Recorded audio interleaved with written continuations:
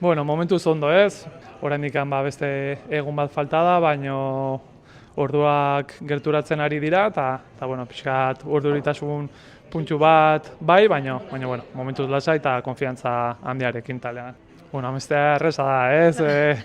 Gustatuko litzaidake partidu lasai bat ikustea, Realak aurreneko minututan pare bat gol sartzea eta errez jutea, baina segurazki ez dela horrela jungo, ez? Baina bueno, Realak irabazten duen bitartean, ez zait inporta azkeneko minutuan sartzea o penaltitan irabaztea. Jendearen berotasuna sentitzea hori da politena, ez? Atzo korrikain genuen hemendikan Sevillatik eta ja ikustezian kamiseta pila bat, jende pila bat eta aurten behintzat hori berotasun hori eta jendearen ez bultzada nabarituko dugu eta ja ondo bukatzen den. Atzo korrika, orain gimnasiotik atera berri harrapatu zaitugu, jokatzeko zaude.